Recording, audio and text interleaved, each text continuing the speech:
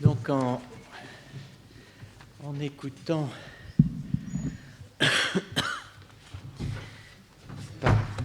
Monsieur Florian Michel de l'Université de Paris 1 Panthéon-Sorbonne, qui va nous parler de quelqu'un qui croyait certainement,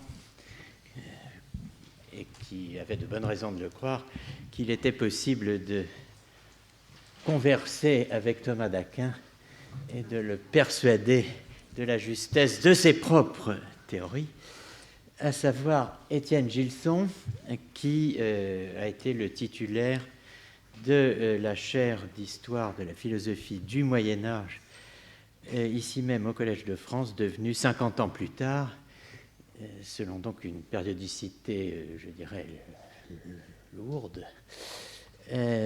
histoire de la philosophie médiévale. Donc je suis très heureux de donner la parole à Florian Michel, qui est engagé par ailleurs dans le projet au long cours d'une édition des œuvres complètes d'Étienne Gilson.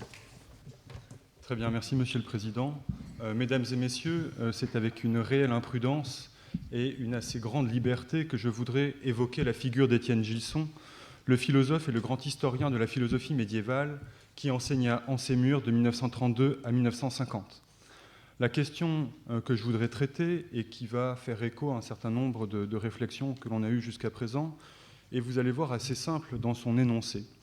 L'histoire des idées, telle que Gilson la conçoit, peut-elle échapper aux reproches à la fois des historiens, selon lesquels l'histoire des idées serait aristocratique, asociale, hors sol, comme on dit aujourd'hui, et en même temps aux reproches des philosophes, pour lesquels l'histoire de la pensée médiévale serait soit une perte de temps, soit, en un tout autre sens, l'école du vice relativiste.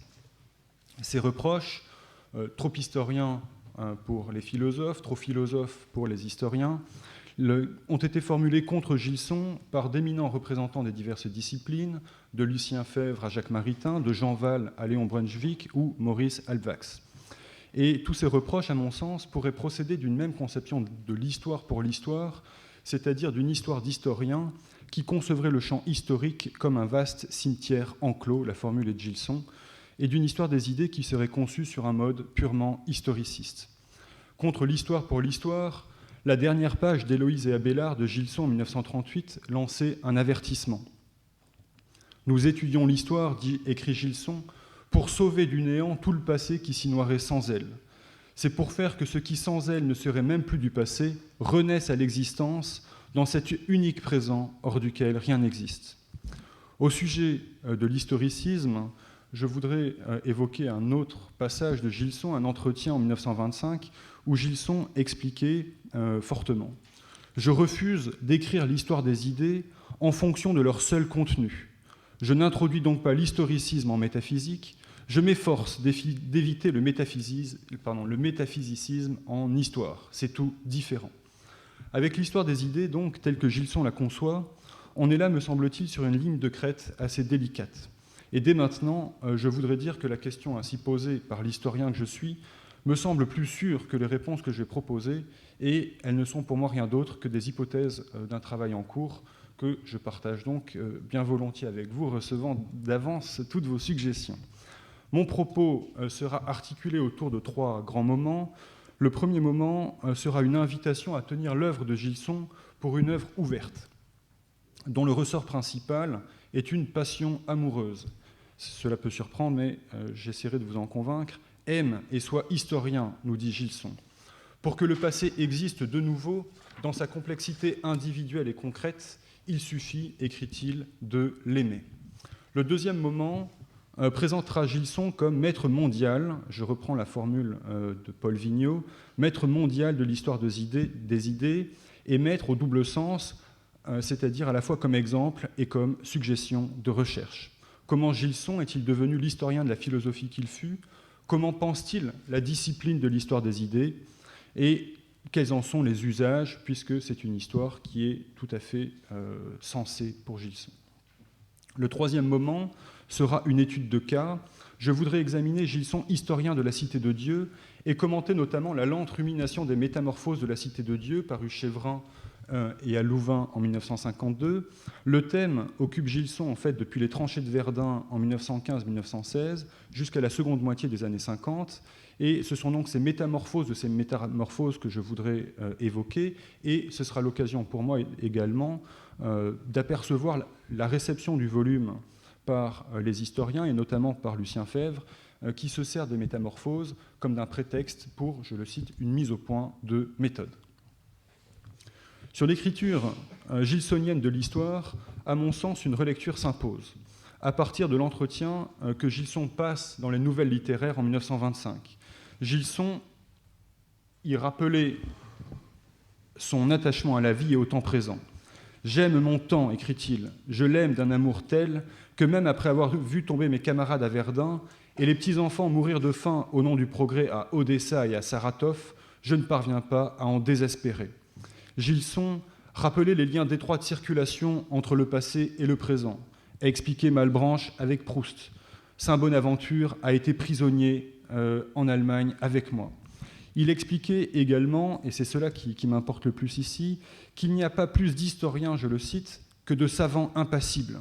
Ce qui importe, c'est de savoir si la passion qui meut un historien est de nature telle qu'elle l'incite à l'étude des faits ou qu'elle l'empêche au contraire de les apercevoir. Maritain ajoutait un élément au questionnement lorsqu'il soulignait que Gilson était un historien sans procédé antiseptique, sans acide phénique, gants de caoutchouc, gaz sur le nez. Un historien réaliste, un historien péguiste, qui touche le réel à pleines mains. Pierre Ménard, l'un des éditeurs de Jean Bodin et d'Érasme, dépeignait Gilson sous les traits d'un superbe baron médiéval qui s'est taillé un fief important dans le domaine des idées et qui s'en va tous les printemps guerroyer jusque dans le domaine des cartésiens ou aux frontières des contrées de la Renaissance. Passion historienne, réalisme historique, sens de la bataille, Gilson pose à son biographe une série de questions qui sont d'ordre, me semble-t-il, anthropologique. Il faut saisir cette passion gilsonienne pour ne pas se méprendre sur le sens du travail de Gilson et ne pas être conduit à distinguer deux Gilson, le professeur d'université et l'intellectuel engagé. Maurice Halbwachs, faute de distinguer cette passion, et peut-être, c'est une suggestion un peu par jalousie, en donne un portrait vitriolé et traite Gilson de gamin, je cite, de gamin parisien rouspéteur dans son journal de campagne au Collège de France, lui reprochant, par contresens, point d'interrogation, de prêcher aux catholiques de France l'émigration à l'intérieur. En 1935, Lucien Febvre traite en privé Gilson, je le cite, de fou, et considère qu'il a donné à l'université de Strasbourg, donc en 1919-1921, ses dernières meilleures années. Quant à Marc Bloch, il reproche à Gilson une forme d'ignorance volontaire et s'interroge, le terme me paraît tout à fait intéressant, sur la soudure dans l'œuvre de Gilson entre le savant érudit et l'intellectuel catholique. Mon hypothèse est que sous la plume de Gilson, l'érudition la plus grande est engendrée par une passion, la passion de l'unité et de la continuité, qui, mise au service de l'intelligence du temps présent, est jointe à ce que Maritain décrit comme une forme d'impetus vehemens et concascens, et la marque de l'écriture gilsonienne de l'histoire des idées. Imprudence et liberté, disais-je, pour introduire cette communication, les deux termes sonnent peu gilsoniens en apparence, et pourtant il me semble extrêmement pertinent pour caractériser l'attitude historienne et intellectuelle de Gilson. Ce dernier a été triplement marqué à la fois par la crise moderniste qui agite l'Église catholique au seuil du XXe siècle, la sécularisation forcée des cadres philosophiques de l'université et par la Première Guerre mondiale qui le vaccine à tout jamais contre l'idée de progrès. Gilson ne cesse de dénoncer les censures, qu'elles soient ecclésiastiques ou étatiques. Il ne cesse de dénoncer les illusions modernes, les illusions rétrospectives. Et pour cela, je voudrais citer une lettre de Gilson à son vieux maître, Lévi-Bruhl, Lucien Lévi-Bruhl. Il écrit en ce sens en 1924 « Je suis parti en Italie 100 fois dans le progrès de l'homme. J'entends de la nature humaine. Je suis revenu de Paestum, de Pompéi et du musée des thermes de Dioclétien, convaincu que nous avons rétrogradé. Je ferai un très mauvais rédacteur pour le quotidien, c'est trop évident. » La réflexion sur Paestum le passe ensuite dans cet entretien de presse de 1925 que j'ai déjà cité. « Je ne saurais oublier, écrit Gilson, qu'avant l'homme moderne, il y a l'homme tout court, celui dont les exigences esthétiques sont aussi pleinement comblées par Paestum ou le Parthénon que le furent celles des architectes qui construisirent ces temples. Pour que tout regard jeté en arrière fût une absurdité, il faudrait pouvoir affirmer que l'humanité demeure constamment au niveau le plus élevé de cet homme-là. Or, ce que l'expérience démontre, au contraire, c'est que l'humanité s'oublie souvent, comme il arrive qu'un individu déchoit de soi-même, et que son premier devoir soit alors de se recueillir pour se retrouver. » De Gilson, on apprécie l'humour. Cela peut être perdu dans les temps, et il me paraît tout à fait important de le ressaisir. On apprécie l'humour, on apprécie la joie de vivre, on apprécie l'espèce d'allégresse qui le porte, cette espèce, comme dit Henri Gouillet, de bonne santé contagieuse. Pour Gilson, il existe un 8e péché capital qui est la tristesse. Il est reçu sous la coupole de l'Académie par pasteur Valéry Radeau en ces termes.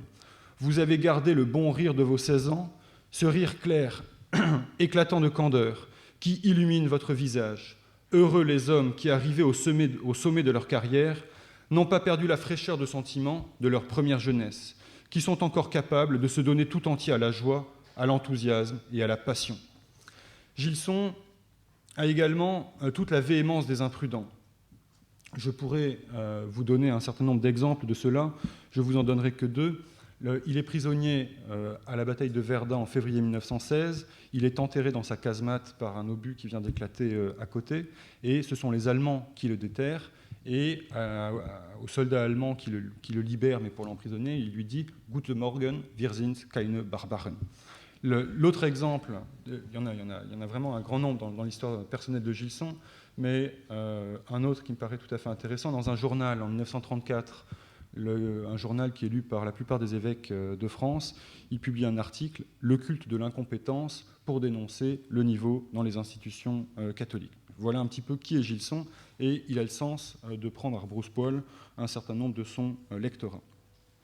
Il est temps, en conséquence, me semble-t-il, de dépoussiérer un petit peu son personnage, trop sagement peut-être rangé au rayon du néotomisme ou de la philosophie chrétienne, ou considéré avec une trop grande révérence comme le docteur Livingstone de la philosophie médiévale, l'inventeur d'un continent, titre Le Monde en 1978, mais dont la cartographie pionnière et les repérages seraient désormais irrémédiablement périmés.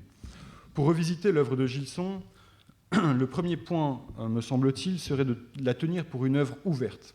Cela pourrait relever de la simple prudence épistémologique, puisqu'il y a tout de même 250 notices sur le catalogue de la BNF, et pour le malheur de ceux qui travaillent à ces œuvres complètes, plus de 800 items dans sa bibliographie personnelle. Dizaines d'ouvrages, des centaines d'articles, etc. Je ne dis rien de la correspondance dispersée. Si cet argument de prudence épistémologique ne suffisait pas, je puis en ajouter encore 2 autres. Gilson lui-même envisageait le dépassement de ses propres analyses. Il écrit ainsi en 1947 à un jeune collègue « Je ne m'illusionne pas sur ce que nous savons du Moyen-Âge aujourd'hui. Dans 20 ans, nos neveux en connaîtront un autre, beaucoup plus vrai. » Pour lui, un historien des idées n'est jamais qu'un voyageur, un explorateur qui tient un carnet de voyage. Et le récit de ces explorations constitue même cette histoire des idées. Le dernier argument que je voudrais évoquer est en filiation directe avec le théoricien de l'œuvre ouverte qui a été mentionné précédemment, le sémiologue romancier Umberto Eco, auteur en 1956 d'une thèse sur l'esthétique chez Thomas d'Aquin, adressait à Gilson une lettre après sa soutenance. « Je reconnais en vous un maître qui a influencé beaucoup ma formation philosophique. » Dans l'œuvre ouverte de 1965, Eco rattachait l'esthétique médiévale du calembour joycien de Finnegans Wake en 1939 au volume de Gilson, Les idées et les lettres, publié chez Vrin en 1932. La préface du roman Le nom de la rose en 1980, qui retraçait les origines imaginées du manuscrit d'Adzo de Melk, s'ouvrait ainsi sur un bel hommage au cher et inoubliable Gilson, disparu 2 ans plus tôt. Œuvre ouverte donc, libre, imprudente, iconoclaste en un sens pour son temps, artisan d'une rupture instauratrice, selon la locution classique et souvent employée pour Gilson, c'est tout cela qu'il faut avoir à l'esprit, à mon sens, pour comprendre la conception gilsonienne de l'histoire des idées.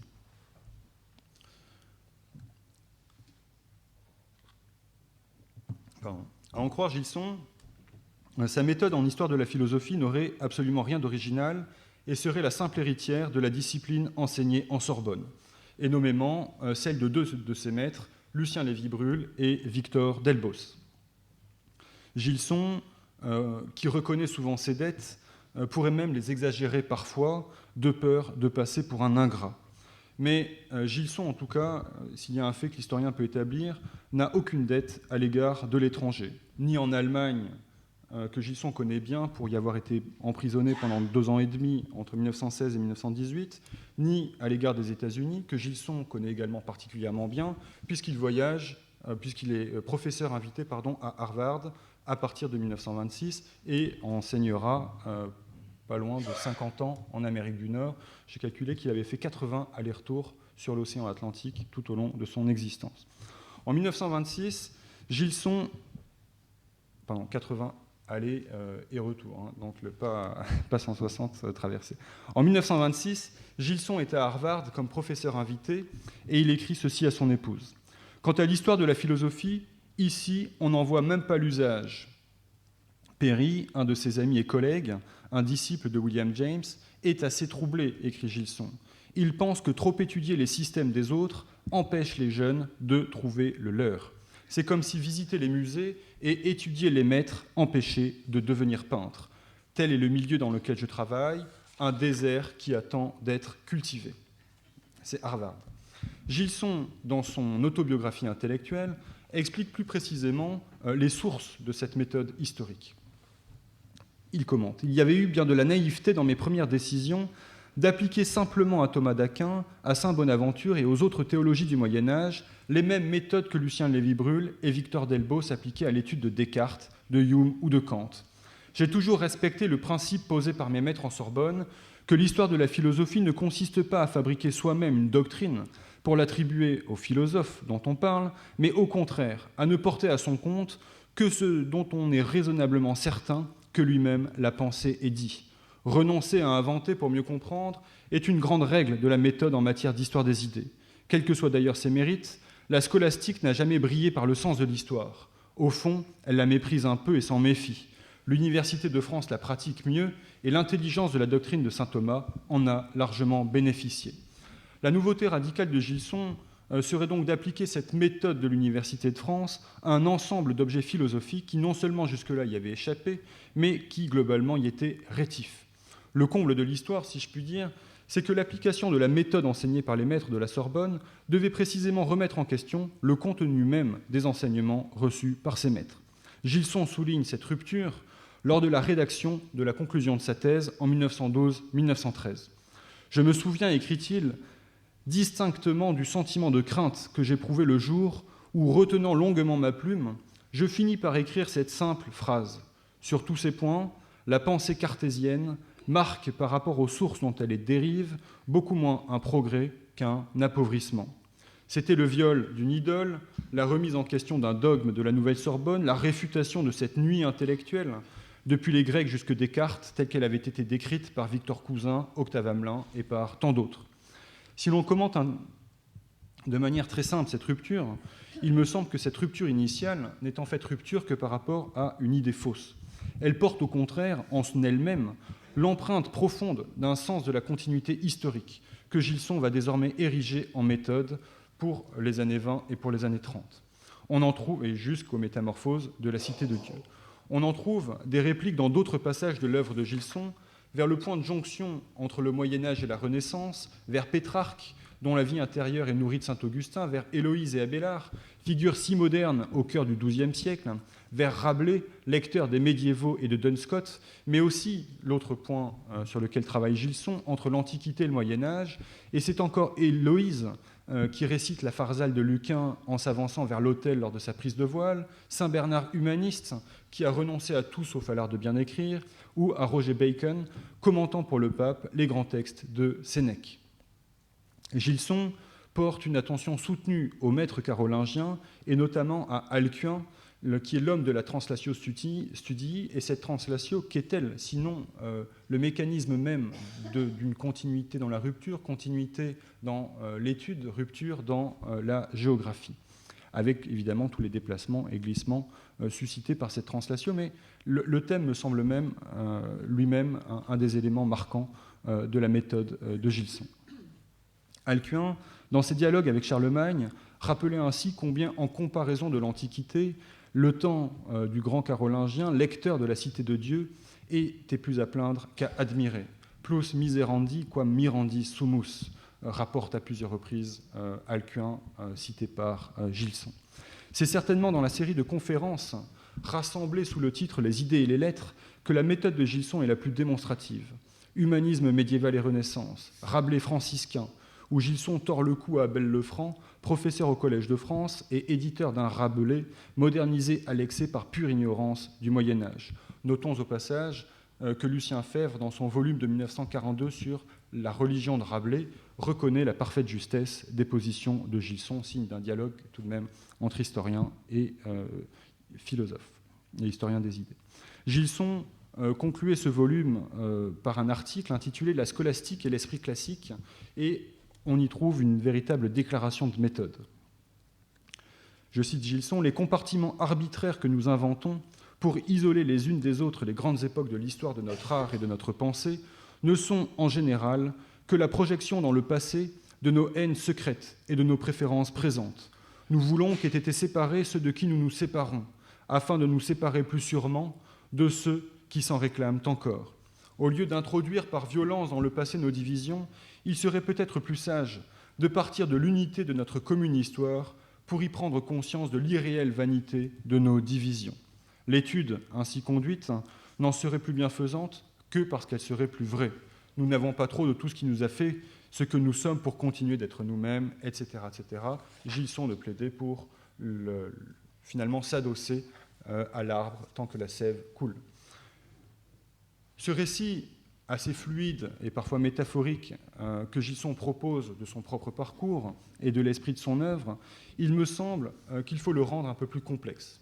Gilson est devenu l'historien de la pensée médiévale, qu'il fut, non bien sûr par une forme d'opportunisme, une méthode solidement éprouvée, celle de la Sorbonne, une belle terra incognita que ses maîtres lui avaient désignée, mais parce qu'il cherchait profondément une double solution, une double échappatoire à la crise aiguë que fut pour sa génération le modernisme catholique et la crise de l'enseignement de la philosophie dans le premier tiers du XXe siècle.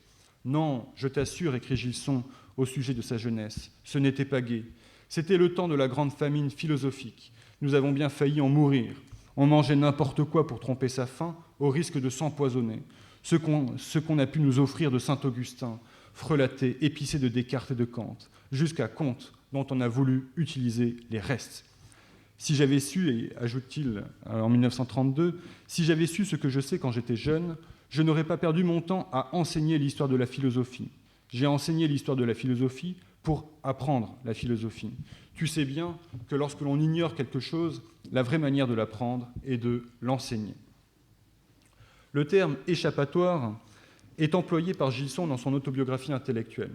Après avoir décrit l'université de ses maîtres, dominée par les Durkheim, les Mauss et les Lévi-Bruhl, sur fond de néokantisme sociologique et d'un positivisme dit absolu qui tronque la moitié des auteurs sur lesquels il travaille, et après avoir souligné qu'il n'avait pas moyen d'enseigner la métaphysique et la philosophie générale, Gilson de conclure.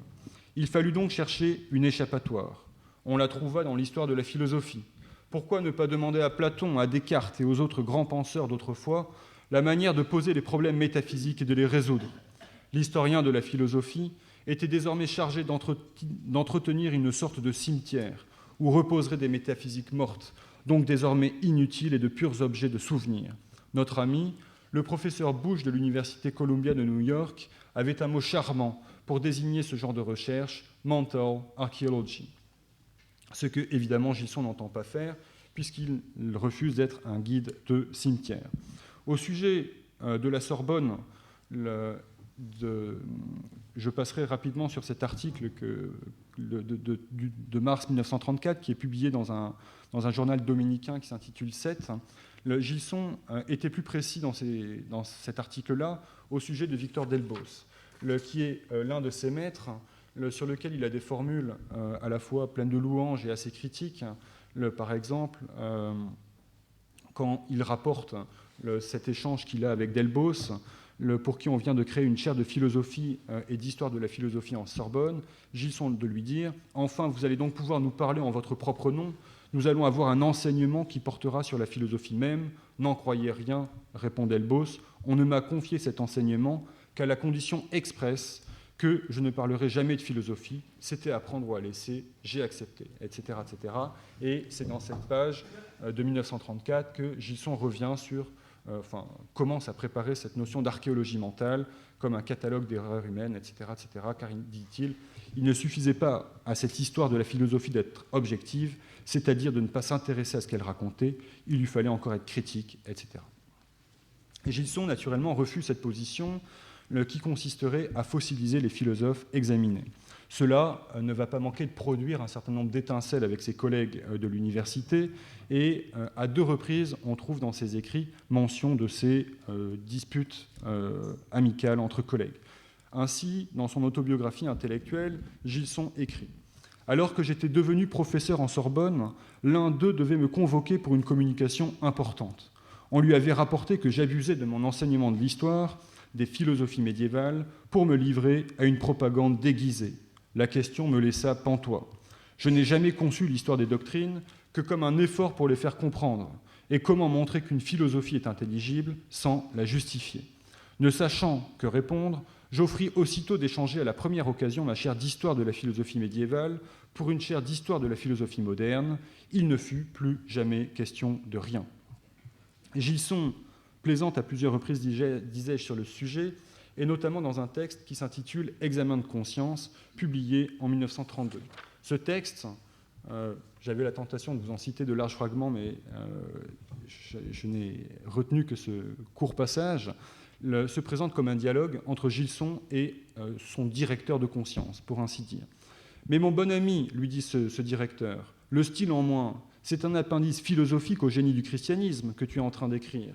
Si c'est cela que tu veux faire, pourquoi soutiens-tu que tu n'es pas un apologiste? Tu ferais mieux de le dire franchement. » Réponse de Gilson, « Si je le dis, on va m'objecter que je ne suis pas un historien et que je fausse les faits pour en tirer une apologie. Mais pourquoi diantre tiens-tu si fort à passer pour un historien?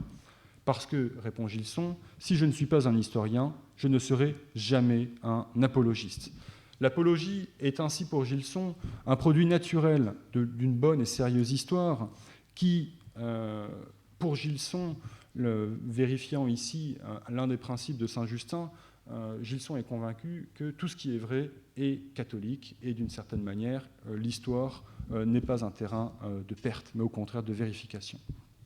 On peut donc conclure que Gilson n'entérine en aucun cas les prudences de ses maîtres de Sorbonne et qu'au contraire, Gilson s'inscrit en porte-à-faux contre une partie de l'héritage qu'il a reçu. Je vous épargne la démonstration, mais on pourrait faire rigoureusement le même type de raisonnement pour tout ce qui concerne les maîtres d'église. Gilson a été formé dans une boîte à curé, comme dit Maurice Halbwachs, avec sympathie, et on trouve tout un tas de témoignages sous la plume de Gilson où précisément il dénonce l'enseignement qu'il a reçu. Je vous ai mis là le culte de l'incompétence de 1934, et Gilson décrit l'enseignement donc de ses maîtres en histoire. Les plus surprenants étaient les professeurs d'histoire. Pendant 7 années d'études, j'en ai eu un et un seul qui se fût jamais occupé d'histoire avant de l'enseigner. Je m'en souviens encore, c'était en seconde, et ce fut pour moi un éblouissement. Pour les autres, c'était bien simple. On avait choisi comme professeur d'histoire l'un de ceux qui avaient obtenu le premier prix d'histoire dans la maison avant d'entrer au séminaire Saint-Sulpice. Ils apprenaient 15 jours d'avance le manuel qu'ils mettaient entre les mains, et les résultats étaient ce qu'ils pouvaient.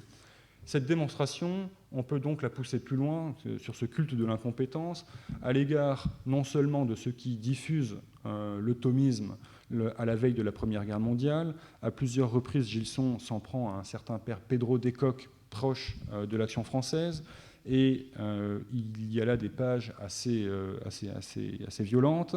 Mais Gilson s'en prend de manière symétrique au père Lucien Labertonnière, dont il est très proche, dont il a suivi les enseignements. On a un certain nombre de témoignages dans sa correspondance, dans son autobiographie intellectuelle, sur précisément l'incompréhension qui l'oppose au père Labertonnière. Juste un exemple, dans une lettre de Gilson à Henri Gouillet de 1932, « Le père Labertonnière m'a fait beaucoup de bien par sa charité, et beaucoup de mal par le dérèglement de sa charité qu'une méconnaissance profonde de la tradition chrétienne a toujours coupé de son objet. Ni tout à fait de Sorbonne, ni tout à fait d'Église, la méthode de Gilson est donc singulière, précisément parce qu'elle est une réponse à une double contrainte, née en Sorbonne et née dans les débats d'Église. Il y a chez Gilson, me semble-t-il, un héritier insatisfait de l'héritage transmis. Il l'écrit ainsi à Gabriel Marcel en 1930 : « Je muse à reconquérir des évidences que l'on aurait dû tenir à notre disposition lorsque nous avions 18 ans. » En un sens analogue, Gilson cite en allemand le Faust de Goethe sur la première page de la 5e édition du thomisme, l'édition du temps de la Seconde Guerre mondiale. « Was du ererbt von deinen Vätern hast, erwirbes, es zu besitzen. » Je traduis rapidement: « Ce que tu as hérité de tes pères, conquiers-le pour le faire tien, pour le posséder. » Les travaux de Gilson en histoire des idées s'inscrivent, à mon sens, dans cette dynamique de ressaisie d'un patrimoine philosophique et spirituel que par oubli, par négligence, par mauvaise volonté, par préjugé, par ignorance volontaire, la modernité et le modernisme ne lui avaient pas transmis.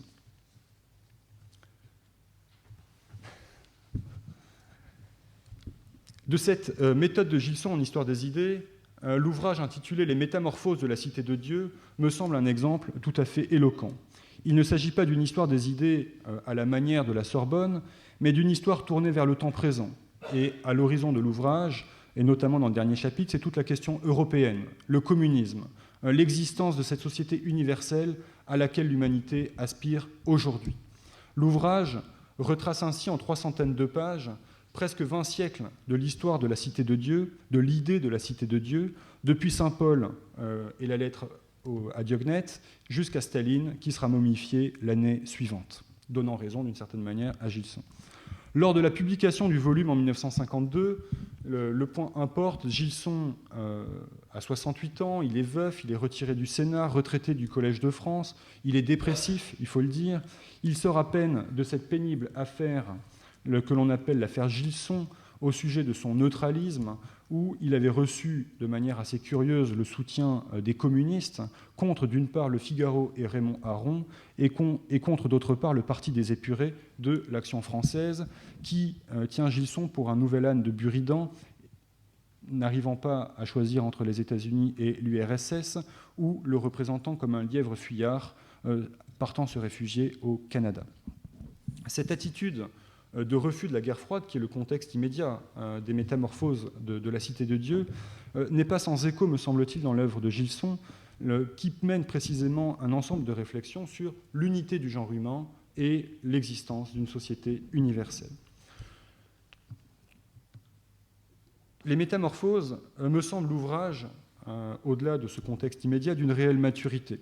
Gilson y reprend une problématique dont il a l'intuition depuis la Première Guerre mondiale, dont il a livré un certain nombre de synthèses en 1933 à ses étudiants de Toronto, en 1942 aux bénédictins de la Pierre qui vire, en 1946-47 aux étudiants de Sciences Po, ici même au Collège de France à la fin des années 40, et enfin en 1952 devant le public de l'Université de Louvain.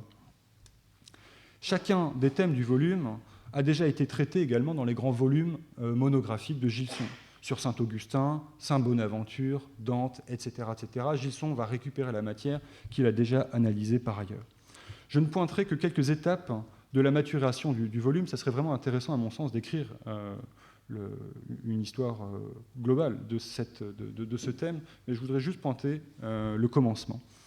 Et il me semble que le commencement, c'est la Première Guerre mondiale. On trouve ainsi dans une lettre du front, en date du 24 août 1915, adressée à Xavier Léon, l'un de ses professeurs de Sorbonne. « Inutile de vous dire que je vais bien », il est sur le front. « Il est inutile de vous dire que je vais bien, moralement et physiquement. D'ailleurs, on mène une existence très harmonieuse, parce qu'elle est simplifiée. Lorsque je regarde ma vie passée comme pouvant s'achever ce soir, je la vois plus débordante de richesse que telle existence d'un siècle. Je vois le présent avec une âme paisible, car ici le devoir est clair, simple, et n'a pas besoin d'être cherché dans l'angoisse. Reste l'avenir. En y songeant, je ne formule qu'un vœu. Puissent les Français comprendre qu'ils n'auront plus le droit de se haïr sur le sol où nous reposerons. » Au lendemain de la guerre, Étienne Gilson écrit encore à Xavier Léon. dans une lettre de 1921. « Vous savez que si je mets un article de philosophie sur pied, il sera pour vous. Je pense à un essai d'histoire des idées qui présenterait, esquissé à large trait, les transformations françaises de l'idée d'humanité. 3 étapes. Je l'épargne la grande description, le Moyen-Âge, la Renaissance, le XIXe siècle. Et Gilson conclut. Ça reprend, c'est programmatique évidemment pour les années 30 et jusqu'à 1952. Gilson conclut cette lettre. Je crois de plus en plus à la continuité de notre développement depuis le Moyen-Âge et aux transformations successives, mais aussi à l'influence persistante de notre idéal religieux médiéval. Si je puis construire convenablement ce travail, je vous le soumettrai. » Dans les années 20, Gilson n'a pas le temps de mettre à exécution ce programme qu'il esquisse là dans cette lettre à Xavier Léon, et il va donc falloir attendre les années 30, puis les années 40, etc. Ce qui me paraît tout à fait intéressant, c'est quand on reprend chacun des articles de Gilson ou chacune des communications de Gilson sur ce thème des métamorphoses de la Cité de Dieu, le manuscrit soit s'épaissit, soit se réduit, on voit des questions rentrer, sortir. Évidemment, en 1933, la question du nazisme, du germanisme occupe une place prépondérante. Dans le cours de Sciences Po en 1946-47, c'est davantage Marx, et dans le contexte de cette très forte présence du Parti communiste dans la vie politique française. Donc on voit un certain nombre d'inflexions au fil des problématiques de l'heure.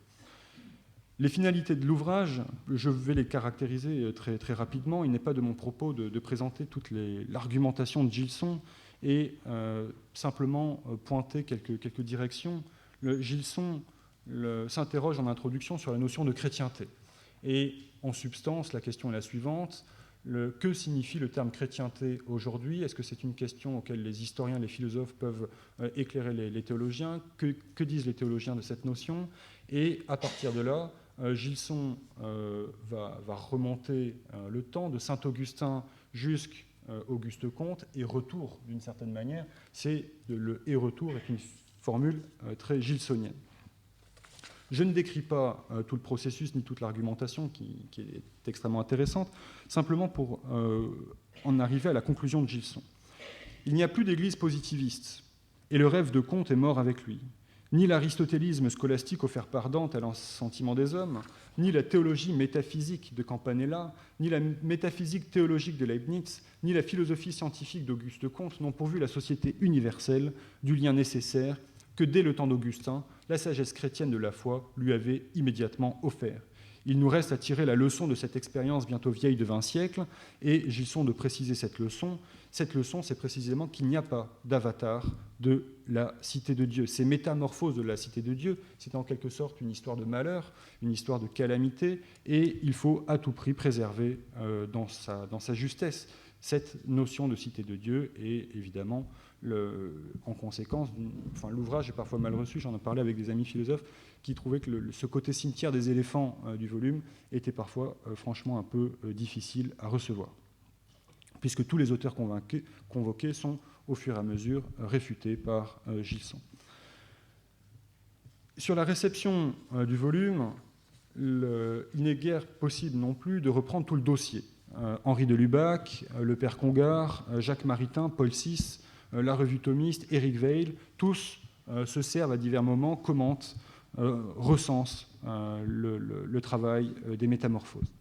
Et je voudrais simplement considérer une seule recension, celle de Lucien Febvre, qui présente en 1954 les métamorphoses pour la revue Les Annales. À travers cette recension, on repère un très net témoignage d'une réelle admiration de Febvre pour Gilson, mais en même temps d'un conflit disciplinaire dont je voudrais préciser quelques contours. Ce conflit disciplinaire n'est pas neuf. Je citais au cours de ma présentation cette lettre de 1935 où Gilson était traité de fou par Febvre. On pourrait poursuivre tout au long des années 30-40 un certain nombre de réflexions dans les relations entre les deux hommes.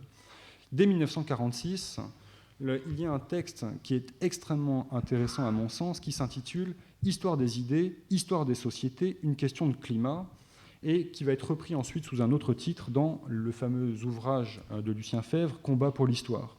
Lucien Febvre, dans ce texte, recenser la philosophie au Moyen-Âge de 1944. Livre d'importance journalière, explique Lucien Febvre. Lucien Febvre, historien, l'épithète revient souvent pour qualifier sa propre position, discutait dans ces pages-là de la pertinence de la contestation des césures proposées par Gilson. Pour Gilson, écrit Febvre, l'histoire de la philosophie médiévale ne connaît pas de coupure entre le XIIIe et le XIVe siècle. Je comprends certes ces raisons qui sont d'ordre philosophique, mais cependant, historien, je me sens gêné.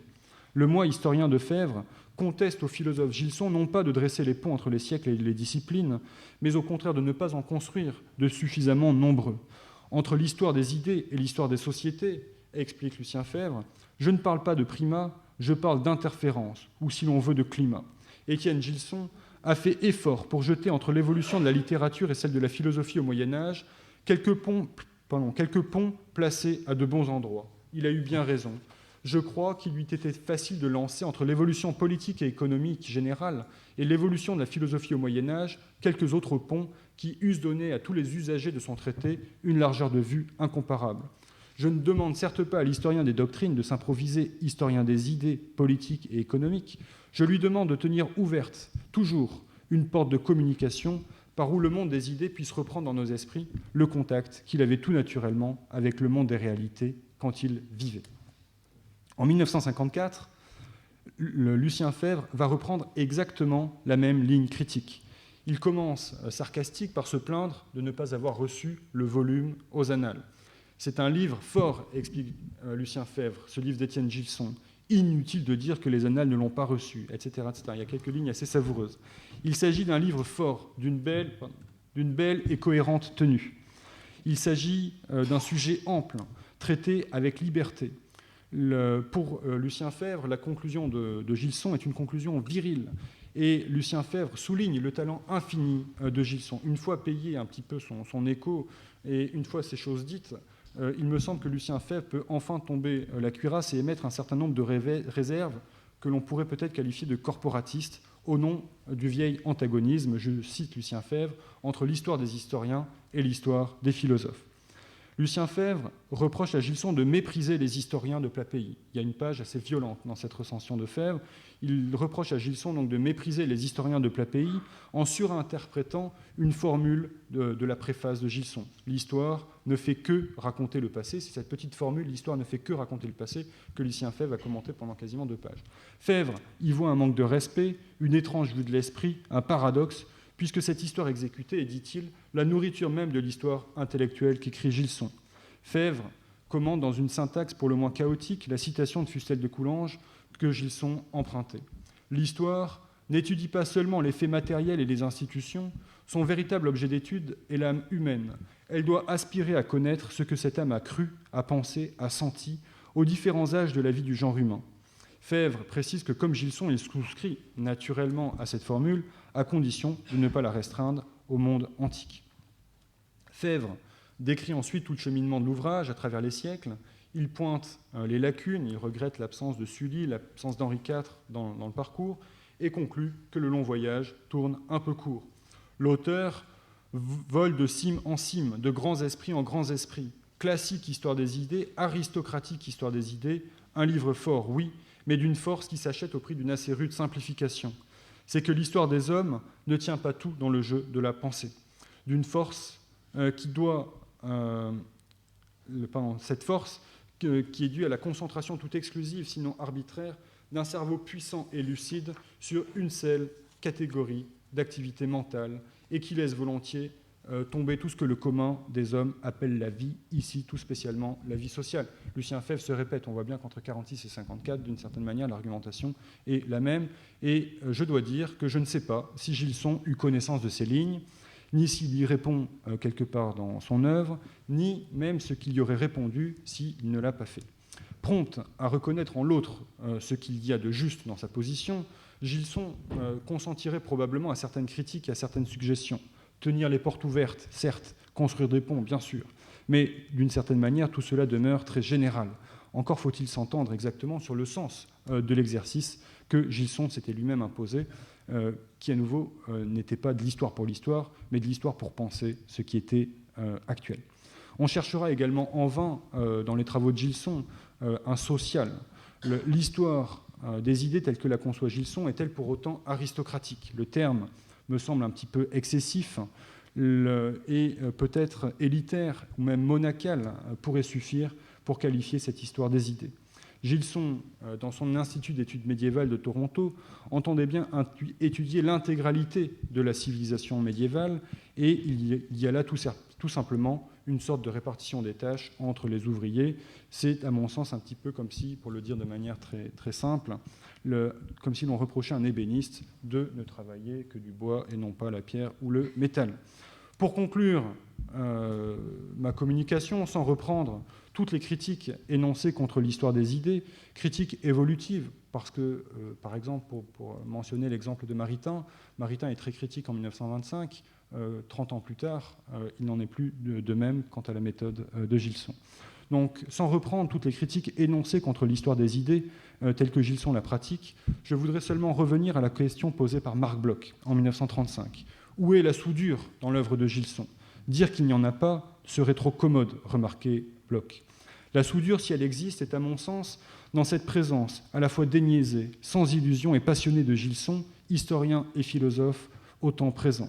Très doublement hérité de sa matrice catholique et de sa génération, celle du feu, on sent dans son œuvre ce souci agonal de l'unité du genre humain, de l'expérience globale de l'humanité et de l'élaboration d'une authentique société universelle, ce qui exige l'élimination, parfois un peu violente, de toutes les divisions factices sur les plans politiques, chronologiques ou géopolitiques.